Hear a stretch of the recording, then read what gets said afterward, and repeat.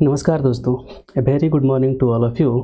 मैं अमित राज आप सभी का Learnet a better way to understand में स्वागत करता हूं। तो आज के इस लेक्चर में हम लोग linear equation in two variable पढ़ने वाले हैं। उससे पहले इसी चैनल पर फिजिक्स का न्यूमेरिकल पोर्शन इलेक्ट्रिसिटी चैप्टर का चल रहा है, आप वहां से रिफ़र कर सकते हैं, क्योंकि जितना ज़्यादा से ज़्यादा फिजिक्स में न्यूमेरिकल लगाएंगे उतना ही ज़्यादा से ज़्यादा आपका कंसेप्ट बिल्ड होगा। सिर्फ थ्योरी पढ़ने से काम चलने वाला नहीं है। तो आप न्यूमेरिकल लगाएं, किसी भी बुक को उठा लें, वहाँ से न्यूमेरिकल लगाना शुरू करें। तो अगर कोई भी न्यूमेरिकल में परेशानी प्रॉब्लम आती है तो आप कमेंट बॉक्स में कमेंट कर सकते हैं, उसका आंसर आपको मैक्सिमम 24 घंटे के अंदर मिल जाएगा। वीडियो के रूप में भी दे सकते हैं या PDF के रूप में हम आपको प्रोवाइड करवा देंगे। तो आज के उसी के साथ ही आज का लेक्चर शुरू करते हैं। तो आज हम देख रहे हैं कि linear equation in two variable. तो पहले हम जानेंगे लीनियर इक्वेशन क्या होता है। लीनियर इक्वेशन हम पिछले ही लेक्चर में पढ़ चुके हैं। लीनियर इक्वेशन जब हम पढ़ रहे थे पोलिनोमियल, उसी में पढ़ रहे थे लीनियर इक्वेशन। तो हम एक एक टर्म का मतलब समझते हैं पहले, उसके बाद पूरी तरह से इस चैप्टर को देखें। तो लीनियर इक्वेशन क्या कहता है कि कोई भी एक वेरिएबल के फॉर्म में जो स्ट्रेट लाइन के फॉर्म में हो उसे लीनियर इक्वेशन कहते हैं। जैसे 3x + 5 = 0 एक लीनियर है। लीनियर मीन्स क्या होता है? Straight line. कोई भी स्ट्रेट लाइन को रिप्रेजेंट करता है उसे क्या बोलते हैं? लीनियर। मतलब स्ट्रेट लाइन है तो लीनियर इक्वेशन का मतलब क्या हुआ कि कोई भी एक सीधी रेखा को रिप्रेजेंट करे उसे हम लीनियर इक्वेशन लीनियर बोलते हैं, और जो इक्वेशन को रिप्रेजेंट करे उसे हम लीनियर इक्वेशन बोलते हैं। जैसे मान लिया जाए कि कोई ग्राफ है x और y, इसमें एक सीधी रेखा कोई पास कर रही है और ये स्ट्रेट लाइन है, तो इसे हम लीनियर बोलते हैं। जो कि पिछले पोलिनोमियल में हम लोग पढ़े थे x² + 2x + 5। ये जो इक्वेशन है ये लीनियर नहीं है, ये क्या हो जाएगा? एक क्वाड्रेटिक है। तो x का वेरिएबल, x का जो पावर है वो उसका डिग्री 1 हो तो उसे हम क्या बोलेंगे? Linear equation. अब लीनियर इक्वेशन तो समझ गए। लीनियर इक्वेशन 3x + 5 भी हो सकता है, 3x = 0 भी हो सकता है, और 3x = 0 भी रिप्रेजेंट कर सकता है, बिल्कुल करेगा। और 3 + y = 0 भी रिप्रेजेंट करता है।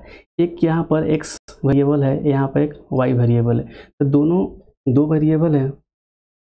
दोनों टर्म में हम एक लीनियर इक्वेशन को लिख सकते हैं। अब यहाँ से लिखेंगे x = 5, ये भी क्या करता है? एक लीनियर इक्वेशन ही, क्योंकि जब हम यहाँ पर प्लॉट करेंगे x और y, और यहाँ पर कुछ है, 1 है, 2 है, 3 है, 4 है, 1 2 3 नोटेशन दे देना।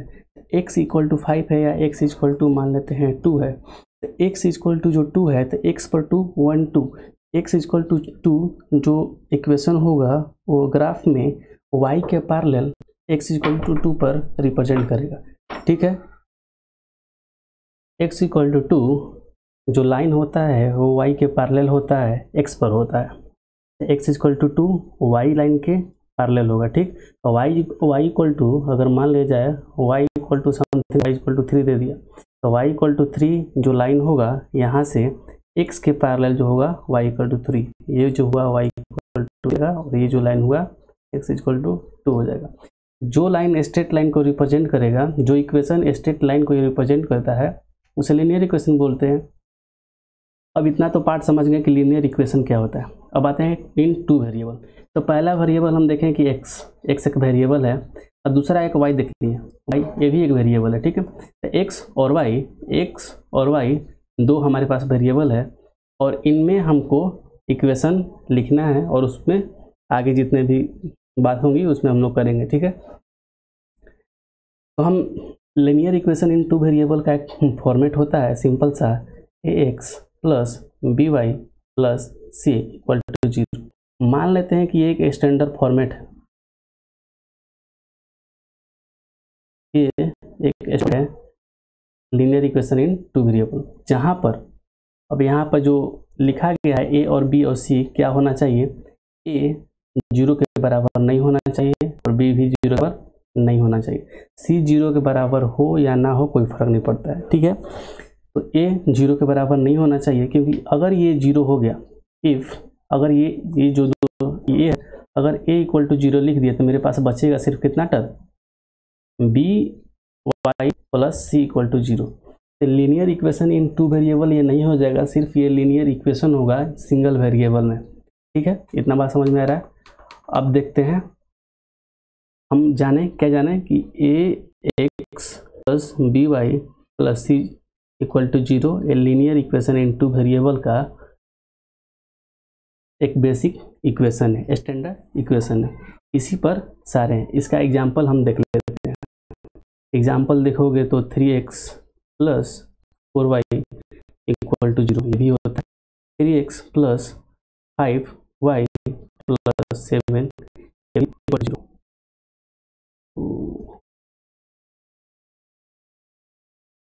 Equal to 0। 2x plus 3y minus नहीं इक्वल टू 9। ये भी हम ये दोनों तरह से रिप्रेजेंट करते हैं लीनियर इक्वेशन टू वेरिएबल को। ठीक, तो ये तीनों का तीनों जो है ये लीनियर इक्वेशन टू वेरिएबल है। अब इसके बाद बात करेंगे सॉल्यूशन ऑफ लीनियर इक्वेशन। ठीक है, हेडिंग लिख लेते हैं, सॉल्यूशन ऑफ लीनियर इक्वेशन।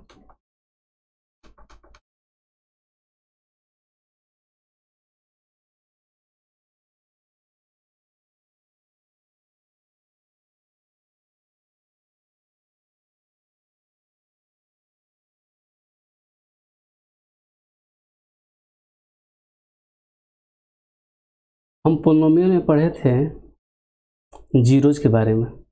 ठीक, जीरोज क्या होता था, जो इक्वेशन में हम किसी भी कांस्टेंट वैल्यू को पुट करते थे और उस एक्सप्रेशन का मान 0 आ जाता था तो उसे हम क्या बोलते थे, जीरोज। तो यहाँ पर उसी तरीका से है कि मेरे पास अगर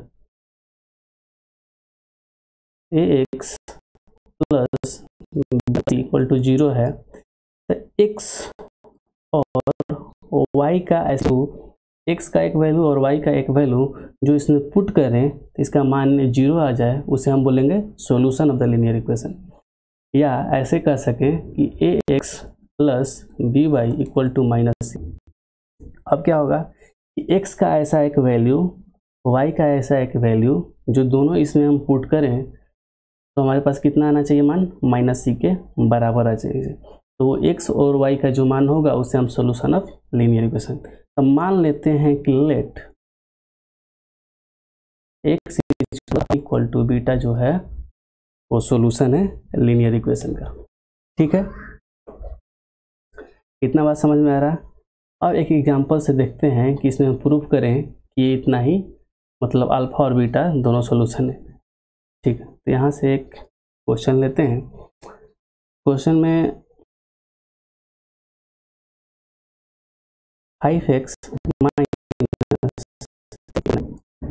एक क्वेश्चन ले लेते हैं और अल्फा मान लेते हैं हम कितना, हम ले लेते हैं 3 और बीटा इक्वल टू ले लेते हैं कितना 2। Alpha equal to 3 beta equal to 2। ठीक, तब प्रूफ करो alpha and beta.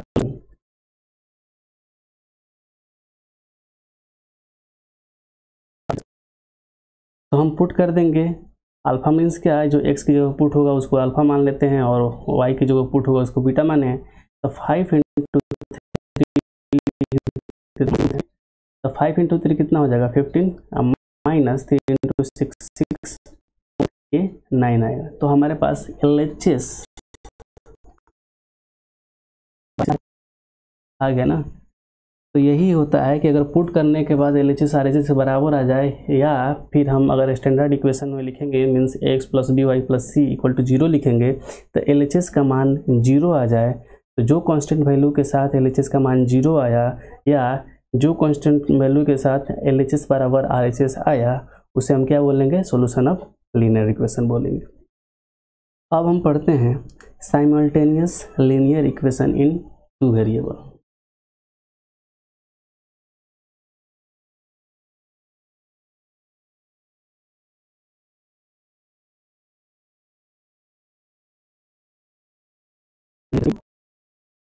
Two variable देखो इसमें क्या बोल रहा है, जो हम अल्फा बीटा पढ़े, अल्फा सॉल्यूशन लिखे, तो सेम अल्फा बीटा के लिए पहले साइमल्टेनियस मीन्स पढ़ते हैं। साइमल्टेनियस मतलब साथ साथ, किसी दो इक्वेशन में एक ही अल्फा बीटा के लिए दोनों सॉल्यूशन दोनों इक्वेशन को सेटिस्फाई करे वो अल्फा बीटा, तो वो साइमल्टेनियस इक्वेशन इनटू वेरिएबल होगा। तो देखो a1x plus b1y plus c1 equal to 0, a2x plus b2y plus c2 equal to 0। Same alpha beta के लिए माना कि एक पहला इक्वेशन है, इसको अल्फा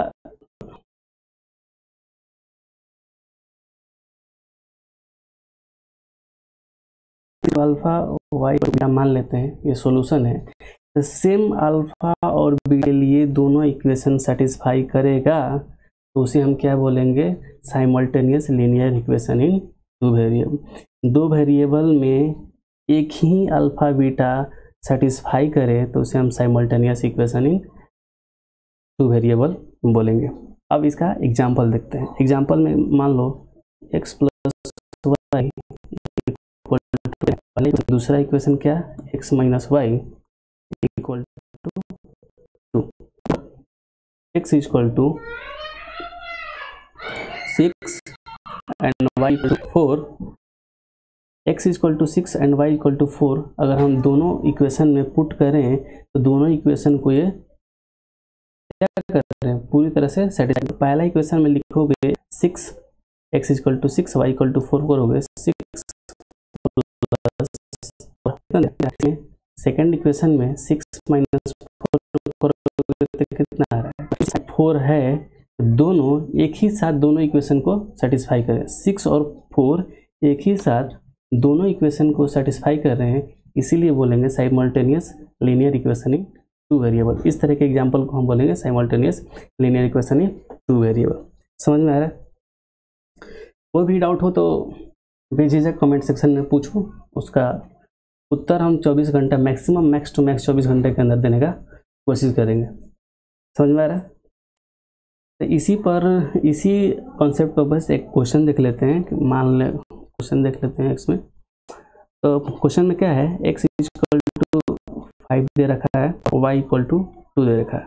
इसमें बोल रहा है कि इसको प्रूफ करना है कि ये दोनों के दोनों सॉल्यूशन है, दोनों इक्वेशन, टू इक्वेशन कौन कौन, 2x plus 3y equal to 16 and minus 2y equal to 1। ये दो इक्वेशन की ये x एंड y सॉल्यूशन है, इसको हम प्रूफ करना है। तो ठीक है, तो सिंपल से हमको वैल्यू पुट करना है, LHS लेके चलेंगे। मान लिया जाए पहला क्वेश्चन है, ये दूसरा क्वेश्चन, दूसरा क्वेश्चन है, पहला क्वेश्चन, तो पहले पुट करेंगे तो LHS को लेके चलते हैं। ठीक है, तो LHS को लेके चलेंगे तो 2 इंटू वाई प्लस 3 इंटू कितना है 2, कितना है 10 प्लस कितना आ गया 16,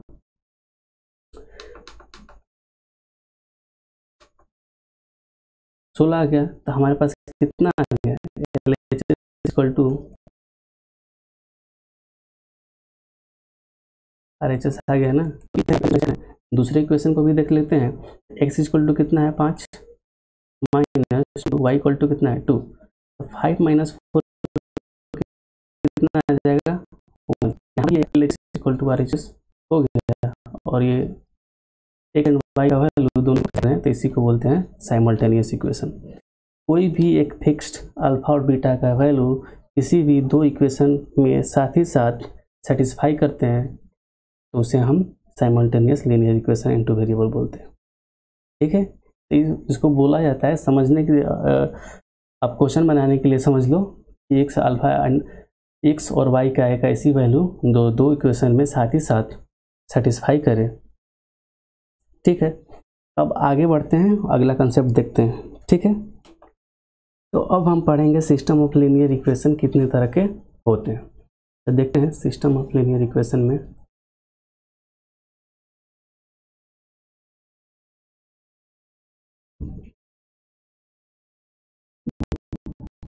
ठीक है, तो जो सिस्टम ऑफ लीनियर इक्वेशन है इसको हम दो पार्ट में बांट देते हैं।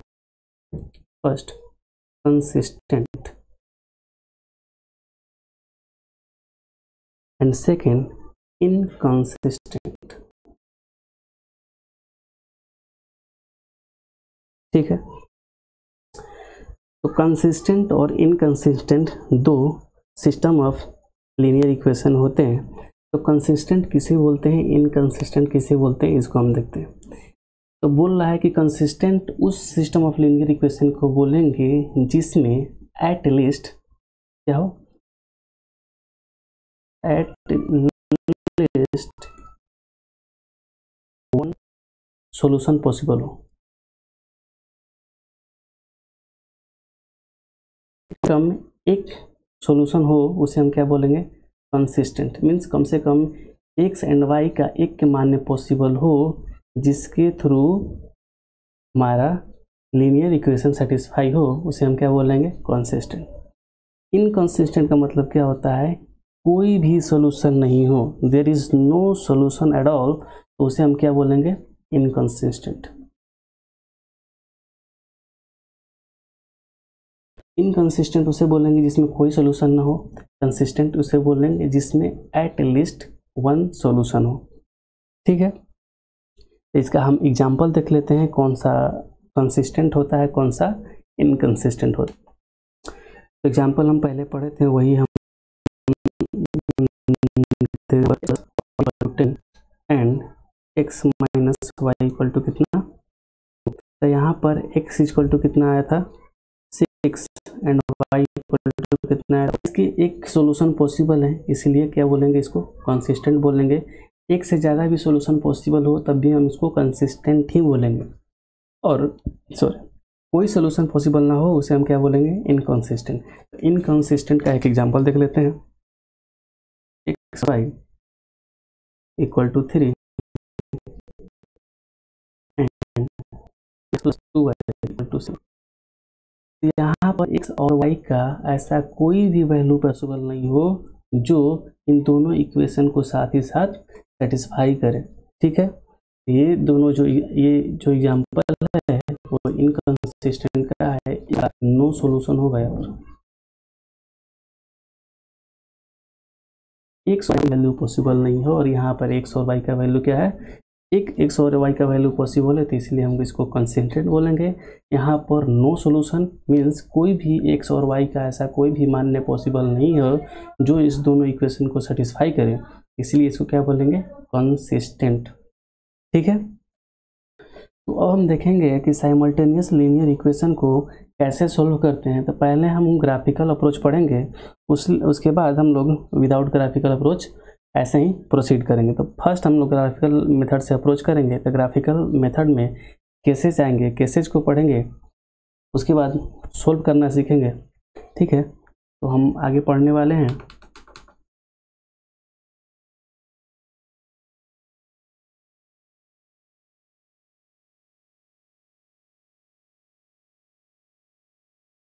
सोल्विंग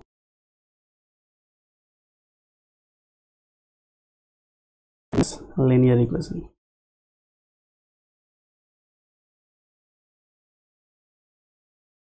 इसमें क्या पढ़ने वाले हैं, ग्राफिकल में।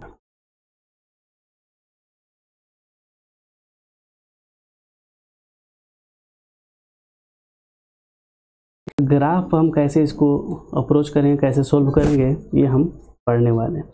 तो हमारे पास सिस्टम ऑफ लीनियर इक्वेशन में हम दो लीनियर इक्वेशन ले लेते हैं, a1x plus b1y equal to 0, a2x plus b2y plus c2 equal to 0। दो इक्वेशन है और दोनों इक्वेशन एक एक सिंगल लाइन को रिप्रेजेंट करता है।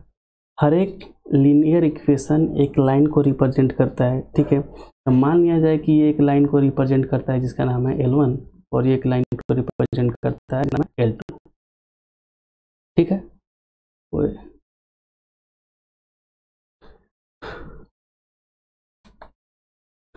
तो हम लाइन को रिप्रेजेंट करते हैं। यहाँ पर एक वो L1 है, और यहाँ पे जो लाइन है क्या है, L2 है। ये L1 और ये L2 मान लेते हैं। तो अब क्या कर रहा है, हम इसमें जो केसेस पढ़ने वाले हैं, केसेस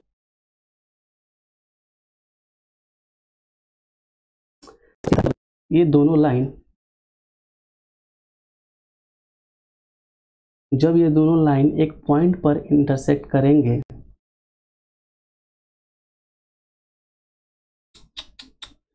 तो इसको मैं थोड़ा सा ठीक कर ले रहा हूँ।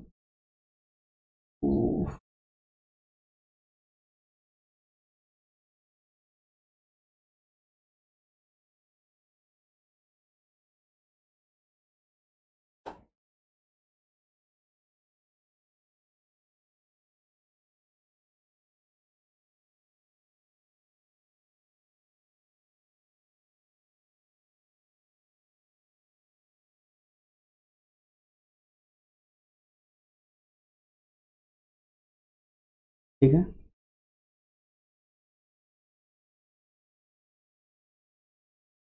जब भी माना कि जब ये लाइन एक दूसरे को एक जगह इंटरसेक्ट करते हैं, और वो पॉइंट क्या है, P, का मान क्या है, अल्फा और बीटा। तो जब दो लाइन L1 और L2 एक दूसरे को किसी एक पॉइंट पर इंटरसेक्ट करेंगे, तो हम क्या बोलेंगे कि वो point x equal to alpha and y equal to beta एक यूनिक सॉल्यूशन होगा उस लीनियर इक्वेशन का। उस लीनियर इक्वेशन का x equal to alpha y equal to beta क्या होगा, एक यूनिक सॉल्यूशन होगा, मीन्स कंसिस्टेंट होगा। ऊपर पढ़े थे कि एक या एक से अधिक सॉल्यूशन हो तो उसे हम क्या बोलेंगे, कंसिस्टेंट, और कोई भी सॉल्यूशन ना हो तो हम क्या बोलेंगे, इनकंसिस्टेंट। ठीक है, ग्राफ में जब L1 और L2 एक दूसरे को किसी एक पॉइंट P पर इंटरसेक्ट करे, ठीक है, और उसमें P उसका कोऑर्डिनेट अल्फा और बीटा हो, तो x equal to alpha and y equal to beta एक यूनिक सॉल्यूशन होगा गिवन सिस्टम ऑफ इक्वेशन के लिए। गिवन सिस्टम ऑफ इक्वेशन के लिए alpha equal to x equal to alpha y equal to beta एक unique solution होगा। ठीक है, यहाँ पर x और यहाँ पर y, समझ में आ रहा है। अब केस लेते हैं सेकंड।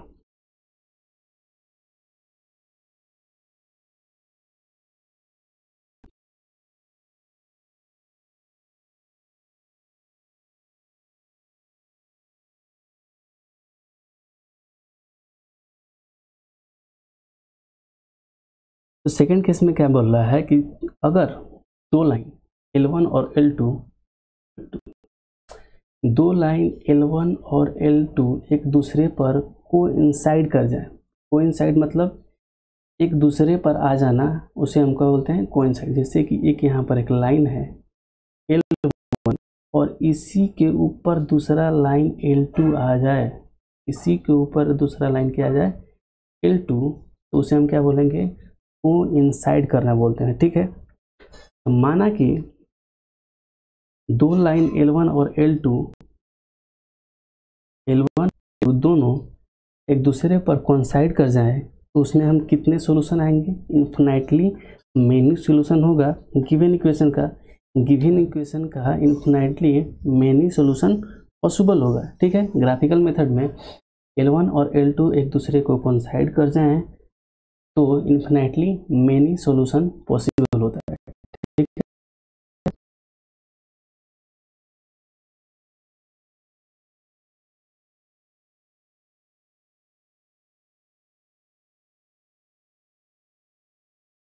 सॉल्यूशन ये क्या है, यूनिक सॉल्यूशन।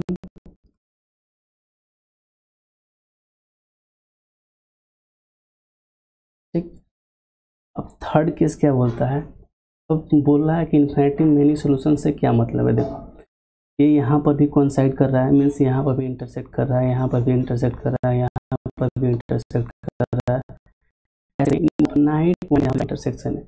कैसे, देखो यहाँ पर अगर यहाँ से लाइन खींचते जाएं, माना कि 1 है 2 है और यहाँ से ऐसे खींचते जाएं,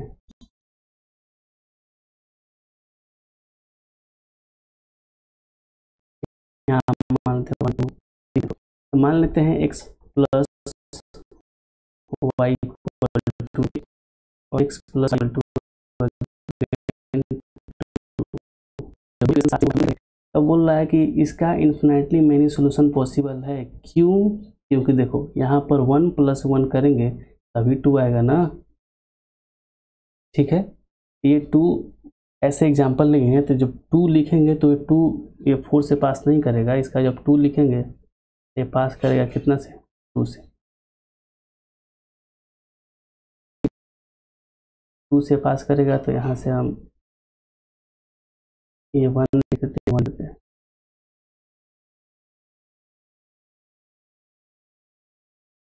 तो कितना हो जाएगा? 0.5, 0.5 हो जाएगा। 1.5 पुट करेंगे 1 + 1.5 0.5, ये 1.5 + 0.5 ये भी 2 दिया और 1 + 1 करेंगे तब भी 2 देगा। इसीलिए हम कह रहे हैं कि जो दो लाइन कोइंसाइड कर जाए तो उसके कितने सॉल्यूशन पॉसिबल है? इन्फिनेटली सॉल्यूशन पॉसिबल है। अब देखते हैं केस नंबर 3।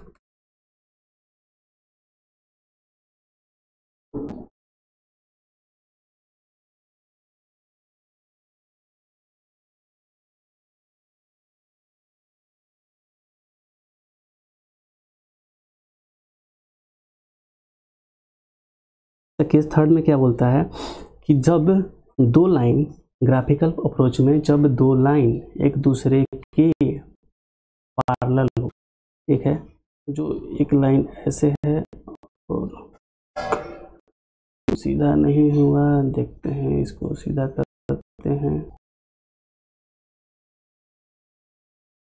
एक लाइन ऐसे होगा, इसके जस्ट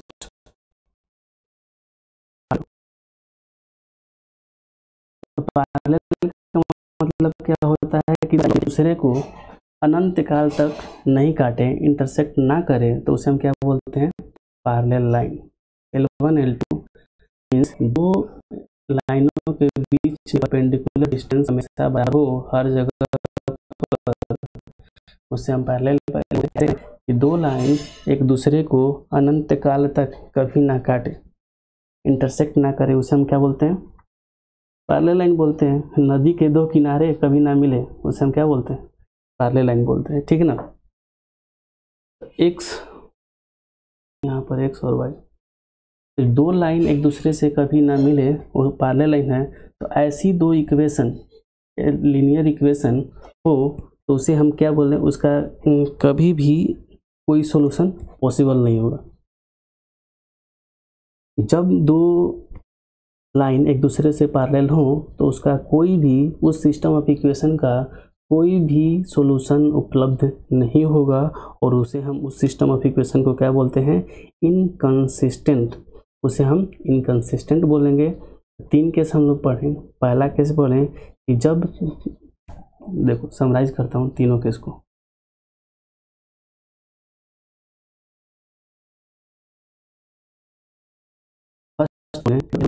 एक पॉइंट P पर इंटरसेक्ट करेंगे, कंसिस्टेंट बोलेंगे।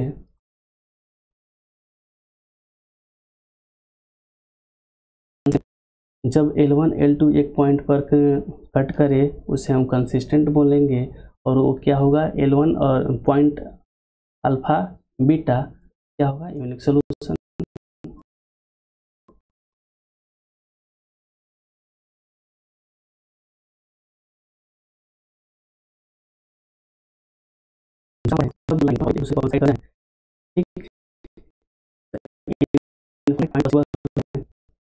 ऐसे पॉसिबल है, ये भी होगा कंस्टेंट होगा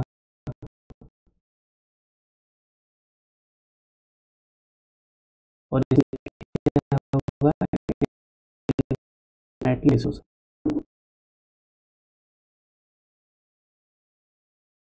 मैं क्या कर रहा है, जब दो L1 और Xj के पैरेलल हो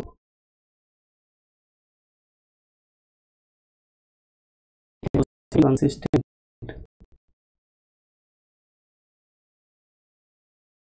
इनमें क्या क्या क्या है कि जब दो लाइन L1 L2 एक दूसरे को इंटरसेक्ट करें पॉइंट P पर, तो x equal to alpha b और y इक्वल टू बीटा एक यूनिक सोल्यूशन होगा, उसे हम उस system of linear equation consistent होगा। और given system of linear equation के लिए अगर दो लाइन L1 L2 एक दूसरे को कोइंसाइड कर जाएं तो उसमें इन्फिनिटली मेनी सोल्यूशन पॉसिबल होंगे, मतलब इन्फिनाइट पॉइंट ऐसे होंगे जिन पर हमारे पास सोल्यूशन पॉसिबल होगा, वो भी क्या होगा, कंसिस्टेंट होगा। थर्ड, L1 एंड L2 एक दूसरे के पैरेलल हो तो उसमें हमारे उस given system of linear equation के लिए नो सोल्यूशन होंगे और वो क्या होंगे, इनकंसिस्टेंट होंगे। बात इतना समझ में आ रहा? तो अभी तक जितना हम लोग पढ़े हैं उसके बेस पर थोड़ा बहुत क्वेश्चन करते हैं। तो ग्राफिकल अप्रोच से हम कैसे system linear equation two variable को कैसे हम सोल्व करेंगे, तो उसे हम ग्राफिकल मेथड से अब देखेंगे। ठीक है, हमारे पास क्वेश्चन एक है कि solve graphically the system of linear equation x + 2y = 3 for x + 3y = 2। ये दोनों इक्वेशन को ग्राफिकल मेथड से हमको सोल्व करना है। ठीक है, तो ग्राफिकल मेथड से सोल्व करने के लिए क्या करेंगे कि किसी एक इक्वेशन को लेंगे, किसी एक इक्वेशन को लेके उसको किसी एक वेरिएबल में लिख लेंगे। ठीक है, जैसे सोल्यूशन लिखो, नंबर ये मान लेते हैं 1 और ये मान लेते हैं 2। इक्वेशन नंबर 1 को फॉर्मेशन नंबर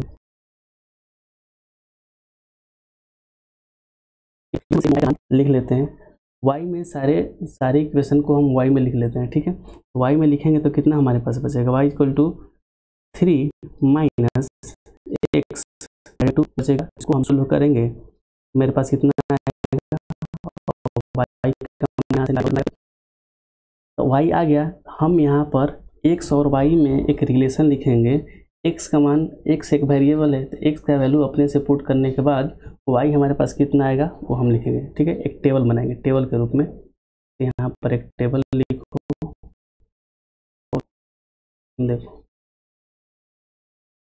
यहाँ पर y और यहाँ पर लेते हैं x का मान हम अब अपने मन से अपने विचार कर लेंगे। ठीक है, ऐसा हम x ऐसा पुट कर रहे हैं कि इंटीजर आ जाए, समझ में रहा हूँ, इंटीजर मतलब पूर्ण संख्या जिसके बाई में कुछ ना हो।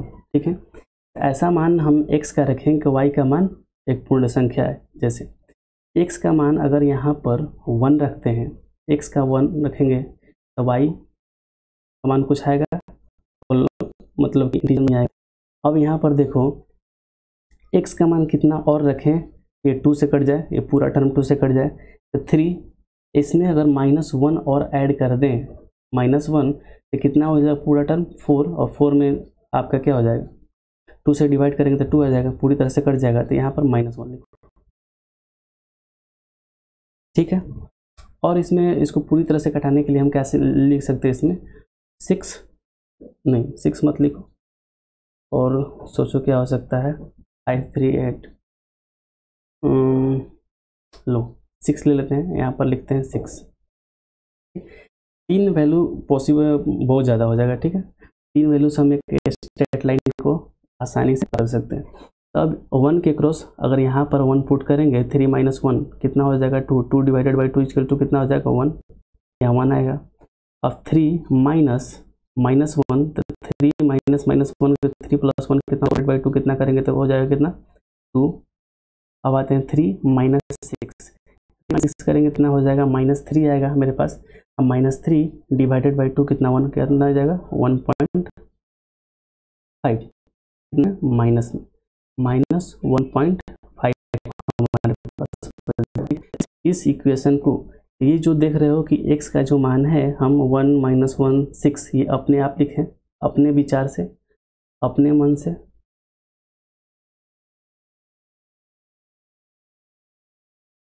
अपने मन से मान लेना है। इसको इस इक्वेशन से सोल्व करके लिखना है। ठीक है, अपने मन से x का मान मान लेंगे और y का मान सोल्व करके लिखना है। ठीक है, तो अब इसको हम ग्राफ पर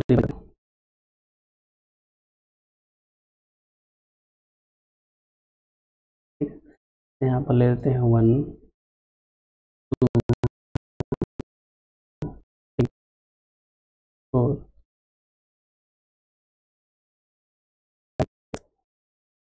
7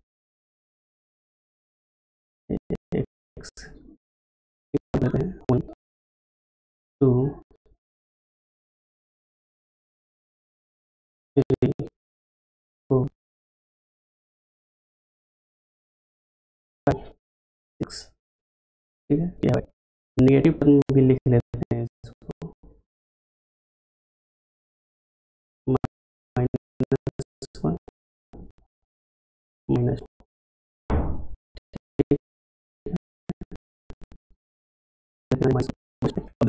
पॉइंट मेरे पास है, पॉइंट कितना, जो पहला पॉइंट है उसका कोऑर्डिनेट कितना 1,1 है,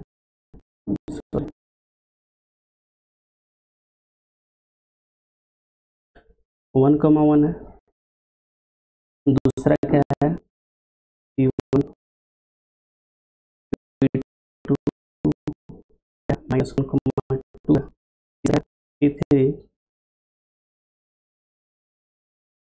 6,1.5। ये P1 इसके ऊपर रिप्रेजेंट 1,1 यहाँ पर है। ठीक, इधर से 1 इधर से 1, 1,1 P1 है।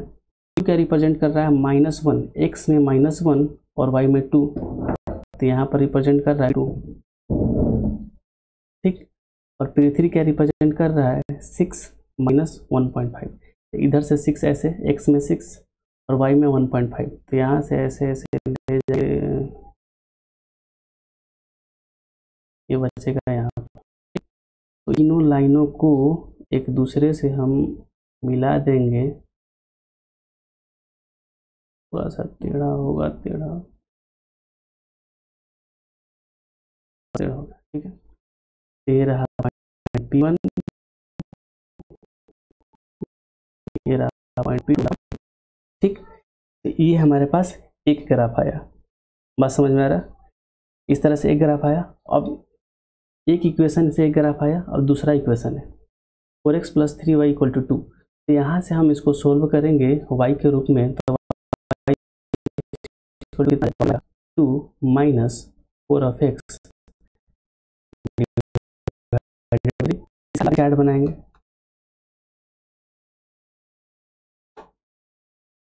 देखो हमारे पास, उसको हम लिख लेते हैं यहाँ पर y = जो मेरे पास आया, y = कितना मेरे पास 2 - 4x डिवाइड y इक्वेशन दूसरा है, इसका भी हम टेबल बनाएंगे। तो आपको समझ में आया, इसका मान अपने आप से लिखना है, y का मान लिखना है, इतना काफी है। यहाँ से x और यहाँ से y, x का मान लिखना कि -4 -1 और 2, तो जो कैलकुलेट करेंगे कितना आएगा, -4 यहाँ पर लिखोगे, x = -4 तो माइनस में हो जाएगा, प्लस 4 चौके 16 हो जाएगा, 16 + 2 कितना हो जाएगा 18, और 3 3 छक्के 18, यहाँ पर 6 आएगा। ठीक, -1 4 × -1 कितना हो जाएगा, × -4 और माइनस माइनस प्लस हो जाएगा, तो 4 + 2 कितना हो जाएगा 6, और 6 डिवाइडेड हो जाएगा 2। अब यहाँ पर रखेंगे 2, तो 4 × 2 कितना हो जाएगा, 4 दूना कितना, माइनस में 8 माइनस, मतलब कि 8 में से 2 जाएगा, कितना हो जाएगा 6, -6 आएगा, तो -6 डिवाइडेड बाई 3 कितना हो जाएगा -2, हमारे पास -2। को हम सेम उसके ऊपर प्लॉट कर देते हैं। ठीक है, इसका हम पॉइंट लिख लेते हैं, इसका हम पॉइंट लिखते हैं, पॉइंट इसका मान लेते हैं हम, इसका क्या नाम दे, इसका हम लेते हैं Q1 Q2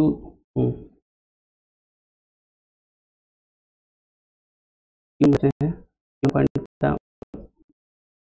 बिंदु कितना है -4,6 और 3 है, तो इसमें रिप्रेजेंट करना है -4,6। तो इसमें -4 नहीं है तो इसको थोड़ा एक्सटेंड कर लेते हैं -4 के लिए। यहाँ पर -3 आ जाएगा -4। देखो तो पहला -4,6 x में -4 यहाँ और y में 6 यहाँ पहुँच जा रहा है। ठीक है, इसको हम रिप्रेजेंट कर लें इस पॉइंट से। यहाँ पर कुछ x में -4 y में 6। दूसरा Q2 कितना है, x में -1 y में 2, x में -1 y में 2, यही वाला पॉइंट। ठीक है, तीसरा क्या है, x में 2 और y में -2 है। ठीक है, x में 2 और y में -2 यहाँ पर। ये है Q3 और ये कितना है Q2। इन तीनों लाइन को एक स्केल से मिला देंगे और ये कितना स्ट्रेट लाइन बनेगा। ठीक है, बार बार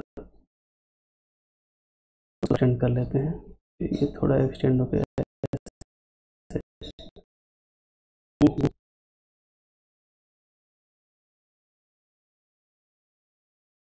यहाँ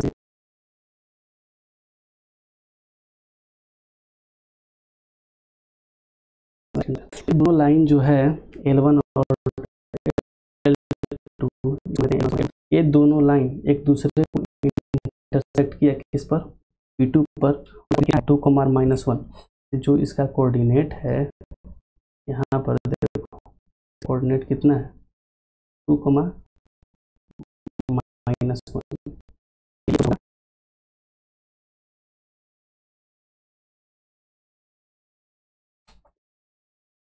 उस गिवन सिस्टम के लिए, सिस्टम ऑफ इक्वेशन के लिए, गिवन सिस्टम ऑफ इक्वेशन के लिए यही एक यूनिक सोल्यूशन होगा। एक ही आया पर x = 2 और y = 2 यूनिक सोल्यूशन। ठीक है,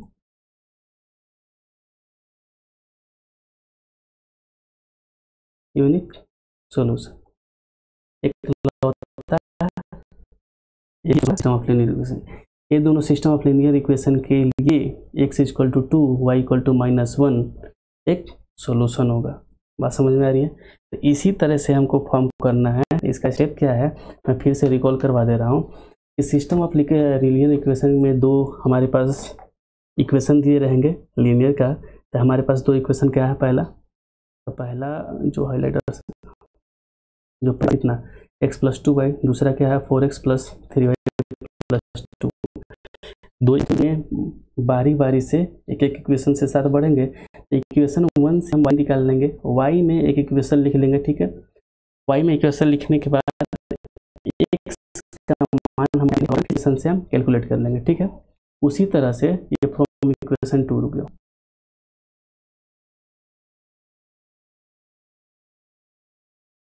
इक्वेशन।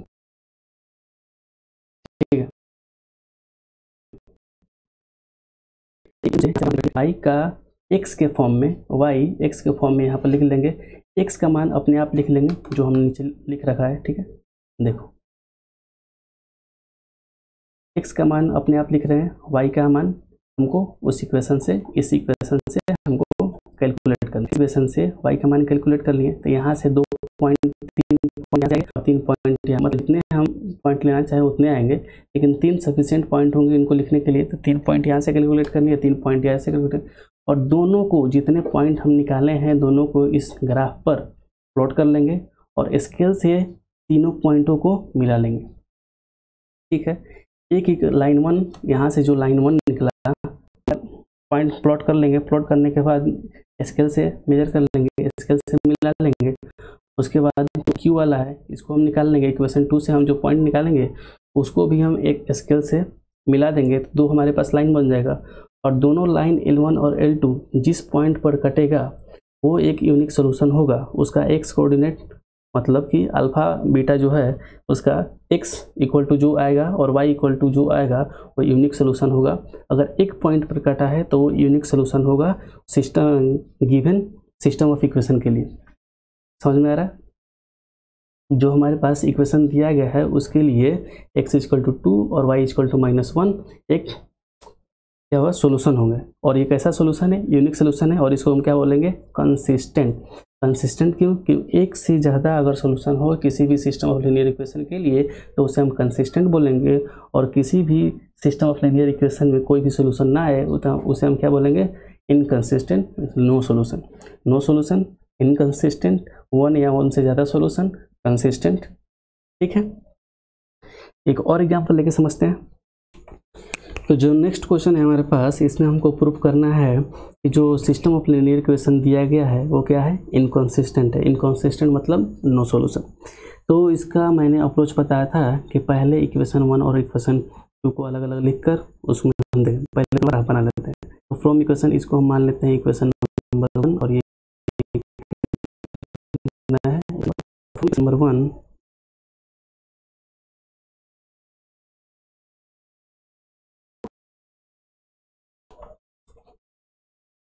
क्या है? इक्वेशन 1 में क्या है? Equal to 5। यहाँ से y का मान हम बोले थे निकालने के लिए, 3y इक्वल टू हम लिख सकते हैं 3y to x minus 5 divided by 3। इसे क्या बनाना है? यहाँ से लिखते हैं फ्रॉम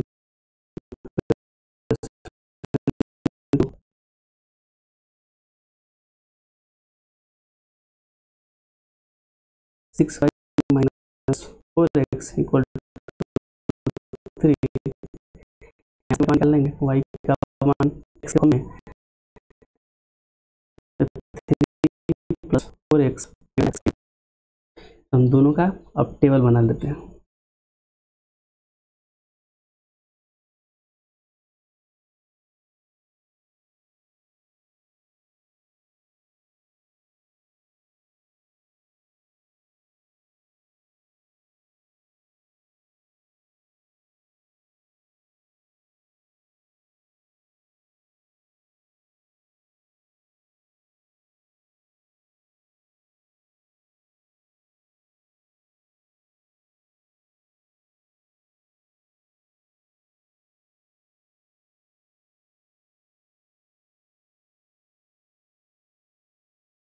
कुछ भी लिख सकते हैं। तो x का जो मान हम लिखेंगे इसमें मान पुट कर लेते हैं अपने आप x का, जैसे कि इसमें कि कोई इंटीजर है x का, ऐसा मान पुट करें कि जो कटने के बाद, ये पूरी तरह से कटने के बाद इंटीजर है। ठीक है, x 3 है, 3 से डिवाइड हो जाना चाहिए, तो 5 में कितना ऐड करेंगे? तो इसको देखो, सोचो अपने आप क्या करना चाहिए क्या नहीं करना चाहिए। इसमें -2 से मल्टीप्लाई करेंगे तो कितना आ जाएगा? 9 आने का चांस है। -2 1 लो और यहाँ लो 4। -2 से मल्टीप्लाई करोगे कितना आएगा? -4 -5 कितना हो जाएगा? -9 -9 कितना हो जाएगा? करेंगे तो 2 और ये हो जाएगा 7। 7 5 में से 2 जाएगा, कितना हो जाएगा? -3। -3 अपॉन 3 कितना हो जाएगा? -1। और 4 से मतलब तो 4 4 गुना 8 8 5 3। ठीक है, और 3 में से 3 डिवाइड करेंगे तो कितना आ जाएगा? उसी तरह इसमें अपने मन से कुछ भी ले लो, -3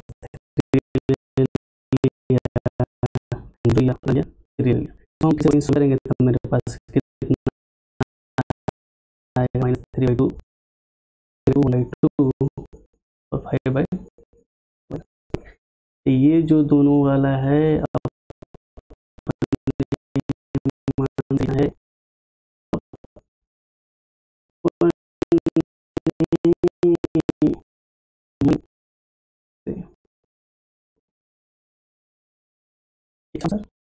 लिखना इसको इक्वेशन से।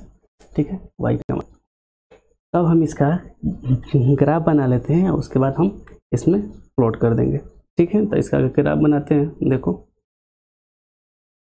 तो ग्राफ बनाने के लिए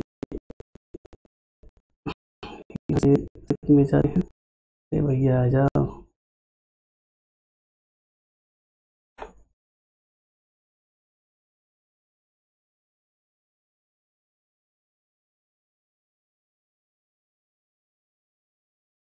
ठीक है, यहाँ पर हम मार्किंग कर लेते हैं 1 2 3 4।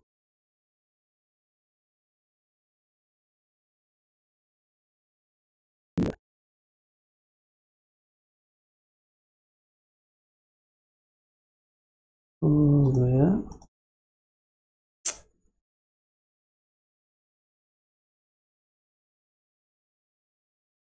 वन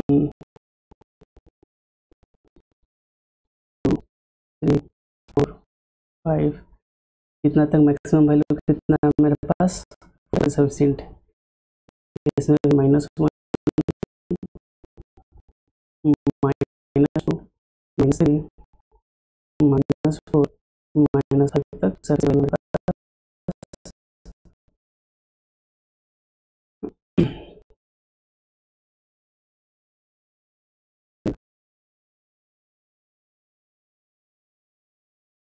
1 2 3 4। यह कितना आएगा? -1 -2।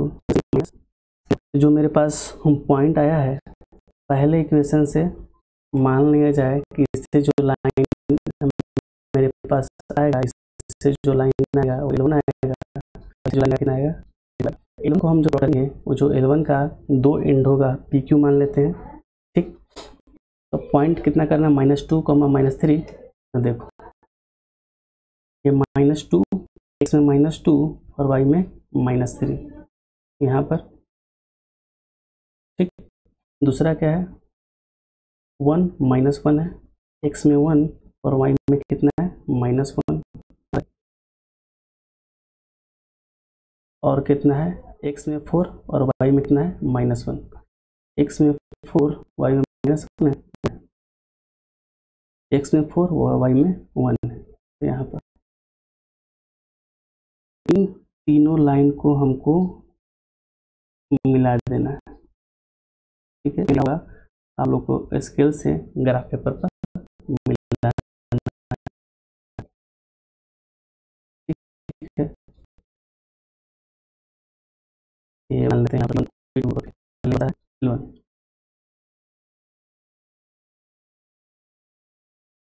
और दूसरा लाइन को इसी तरह से हमको प्लॉट करना है। कैसे प्लॉट करेंगे? -3 में कितना हो जाएगा? इसको तो -1.5 आएगा। तो -3 -1.5। तो देखो, -3 x में -3 लिख लो x और ये लिख लो y।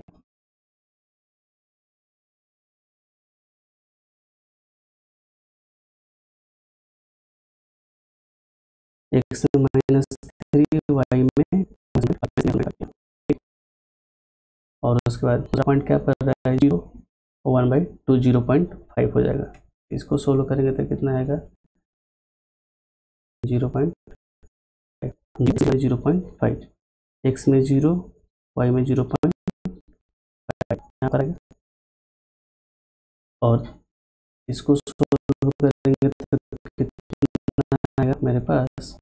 x में 3 y में 2.5, x में 3 और y में 2.5।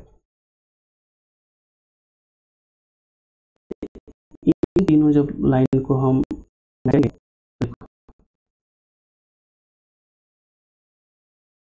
एक दोनों के पैरेलल है, दिख रहा है। पर हम लोग प्रेजेंट करेंगे तो पूरी तरह से पैरेलल आएगा। समझ में आ रहा है ना? तो लाइन L1 और L2 एक दूसरे के पैरेलल है। ठीक है, तो पैरेलल है तो मतलब एक दूसरे को कभी काटेगा नहीं। जब एक दूसरे को कभी ये काटेगा नहीं तो कोई एक पॉइंट नहीं आएगा पार्टिकुलर। जब कोई एक पॉइंट नहीं आएगा तो कोऑर्डिनेट नहीं मिलेगा। कोऑर्डिनेट नहीं मिलेगा तो उस सिस्टम ऑफ इक्वेशन के लिए मेरे पास सोल्यूशन नहीं बचेगा। सोल्यूशन नहीं मिलेगा तो क्या बोलेंगे, नो सोल्यूशन। और नो सोल्यूशन का मतलब क्या होता है, इनकंसिस्टेंट। तो हमें यही प्रूव करना था कि गिवन इक्वेशन को प्रूव करो कि दोनों जो गिवन इक्वेशन है वो इनकंसिस्टेंट है। जो सिस्टम ऑफ लीनियर इक्वेशन जो दो हमको दिया गया है वो कैसा है, इनकंसिस्टेंट, मीन्स नो सोल्यूशन। तो मेरे पास ये दोनों को हम सोल्व किए। पहले सोल्व करने का तरीका क्या है, मेरे पास y को हम y इक्वल टू हम एक इक्वेशन लिख लेंगे दोनों इक्वेशन से, और उसको हम उसका एक टेबल बना लेंगे। हर एक इक्वेशन जो मेरे पास आएगा उसका एक अलग अलग टेबल निकाल लेंगे। हर एक टेबल लाइन बनेगा, उस लाइन को ग्राफ में प्लॉट कर लेंगे, और हम यहाँ पर प्लॉट कर लिए। प्लॉट करने के बाद हमने देखा कि दो लाइन आया L1 और L2, और L1 और L2 एक दूसरे के पैरेलल हैं, एक दूसरे को कभी काट नहीं रहे हैं। जब एक दूसरे को कभी काटा नहीं तो मीन्स हमारे पास कोई पॉइंट ऑफ इंटरसेक्शन नहीं आएगा। पॉइंट ऑफ इंटरसेक्शन नहीं आया मतलब हमारे पास कोई भी कोऑर्डिनेट नहीं आया, एक्स और वाई का मान नहीं आया। जब एक्स और वाई का मेरे पास वैल्यू नहीं आएगा तो मेरे पास कोई सोल्यूशन ही नहीं होगा, और जो कोई सोल्यूशन नहीं होता तो उसे हम क्या बोलते हैं, इनकंसिस्टेंट बोलते हैं। ठीक है, तो अभी तक हम लोगों ने क्या बोला, क्या क्या पढ़ा उसको हम थोड़ा देखते हैं, मतलब थोड़ा सा मुँह से ही बता देता हूँ। देखो, linear equation in two variable पढ़े तो लीनियर इक्वेशन क्या होता है पहले वो हम जाने। फिर linear equation in two variable, x और वाई को वेरिएबल की तरह हम मान लिए, और linear equation in two variable हम लोगों ने उसको ऐसा देख लिया। ठीक है, फिर हमने देखा कि इसका जो लीनियर इक्वेशन है उसका स्टैंडर्ड फॉर्म देखा था कि x b Y plus C equal to 0 के रूप में होता है। ऐसे भी देख सकते हैं, तो ऐसे हुआ। लिखने के बाद हम लोग पढ़ें simultaneous linear equation in two variable, उसके लिए कैसे सॉल्व करते हैं वो हम पढ़ें। उसके बाद हम पढ़ें सॉल्यूशन पढ़ें उस गिवन इक्वेशन के लिए, सिस्टम ऑफ इक्वेशन के लिए सॉल्यूशन पढ़ें। उसके बाद पढ़ें कि हम कौन से दो तरह से पढ़ें, सिस्टम ऑफ लीनियर इक्वेशन दो तरह से पढ़ें, कंसिस्टेंट और inconsistent. System of linear equation पढ़े थे जिसमें कंसिस्टेंट पढ़े थे, मीन्स एक या एक से ज़्यादा सोल्यूशन हो, जिसमें आता है एक सोल्यूशन, इन्फिनिटली मैनी सोल्यूशन आता है कंसिस्टेंट। इनकंसिस्टेंट पढ़े थे तो उसमें क्या आया था कि नो सोल्यूशन आया था। ठीक, उसके बाद हम बोले थे कि सॉल्विंग साइमल्टेनियस लीनियर इक्वेशन, उसमें हम 3 केसेस पढ़े थे। केस 1 जिसमें लाइन 1 और लाइन 2 एक पॉइंट पर, पार्टिकुलर पॉइंट पर इंटरसेक्ट करते हैं, तो उसमें क्या मिलता है हमको, पार्टिकुलर मतलब एक यूनिक सोल्यूशन मिलता है। केस 2 क्या था कि L1 और L2 एक दूसरे को कोइंसाइड कर जाते हैं, तो कोइंसाइड करेंगे तो इन्फिनाइट पॉइंट मिलेगा हमें, तो इन्फिनाइट पॉइंट मिलेगा, पॉइंट ऑफ इंटरसेक्शन, तो इन्फिनाइट हमारे पास क्या हो जाएंगे, सोल्यूशन हो जाएंगे।